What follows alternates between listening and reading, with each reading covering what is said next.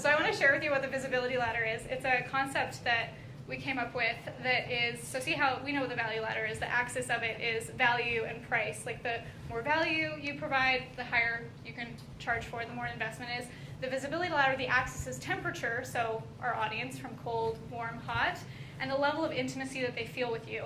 And this is created through different types of content. So when people discover you through referral content, through search engines, and then quickly after that you have this rapport building content. So something that instead of just like a librarian reading to you in a dusty tone, you have this like friendship with them. They feel value from you, they feel connected, and then they ascend into this behind the scenes VIP, like they watch your Instagram stories, they want to see everything that you're doing, they're obsessed with you.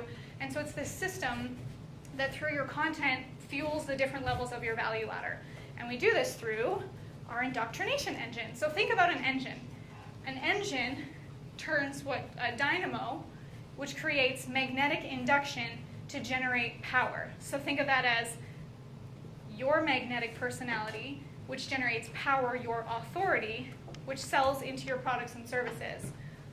And the engine is running back and forth in a cyclical motion, so between you and your audience, your energy, your ideas between them, and then over, like, onwards and upwards, indoctrinating them into your programs and your services. And so there's a few different ways that we do this through the indoctrination engine formula. And so I'm going to share 3 of the content pillars with you: repeating content, callback content, and virtue signaling content. So repeating content, repeating legitimizes things. So when you think of like, here's the thing, a lot of people think that they have to create new, unique, original, prolific content every time that they put out content so that they can be positioned as an authority or an expert. But have you ever noticed how, like, when a band goes on hiatus for a while and then they put out new content, people are like, I don't like this, it sounds too different. But then you hear it a little bit more, and then they start to go, oh, I actually really like this, and then they become big fans of the band again. Even in music in general, when the melody or the chord structure is played over and over, it becomes more enjoyable to them as opposed to just hearing one line once. In jazz music, there's a thing called jazz chromaticism, where if you play a sour note once, it's a mistake. If you play it twice, it was meant to be. So even if they make a mistake, if they repeat it, it becomes true. So whoever repeats the message the most turns it into the truth, and it becomes the truth through repetition. How many times did you have to hear one funnel away? One funnel away. One funnel away. Right. And now it's the truth, right? So indoctrination is repeating. So like cults, culture, religion, it becomes the truth through repetition. Whoever repeats the message the most turns it into truth. Callback content. Do you guys know the concept of Chekhov's gun? So in every element of the story must be necessary, and any element that is irrelevant should be removed. So if you intend to use this element that you're introducing, you have to use it, or else it becomes like a false promise. So the phrase is, one must never place a loaded rifle on stage if it isn't to go off. It's wrong to make promises you don't intend to keep.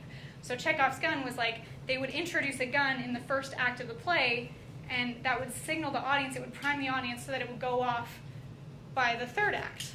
And if it didn't, then the audience would feel like they predicted wrong. So we as humans, we have evolved to be very good at predicting things. It's like a survival mechanism. We need to be able to plan and predict for our safety. We need to know where our food is coming from. We need to know where the enemy is, or like if that tiger is going to eat us. And if we predict incorrectly, it causes this adrenaline rush. So there's 2 ways that you can use this callback content to your benefit when it comes to building your audience and getting them intrigued with your content. So number 1 is you introduce something, they expect it, they knew it was coming, and it pays off because they predicted right. So they get this like dopamine hit.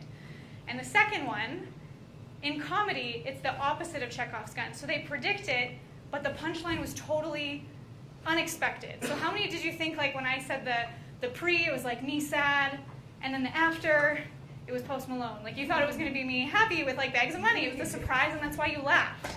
So same thing with callback content. You can either plant something so they predict it, and then it comes true, so they feel good about themselves at being able to accurately predict it, or they're surprised and they get an adrenaline rush, but they're still safe, even though they predicted incorrectly.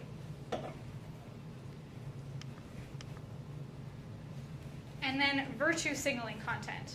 So why do people share content or join ice bucket challenges or change their profile picture to show that they're in support of a different cause? And when Russell puts out a valuable piece of content with this like nugget of wisdom, people share it because they think it's insightful, and then they're saying, I agree and I'm also insightful for sharing this.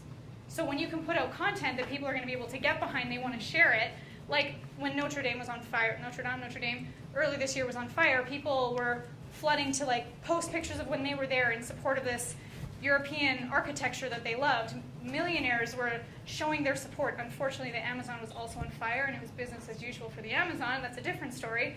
But it made people look good and feel good by being able to show, I can be socially approved because I'm also sharing this content. So virtue signaling content can change based on the type of community or the pre-existing community that you're going after.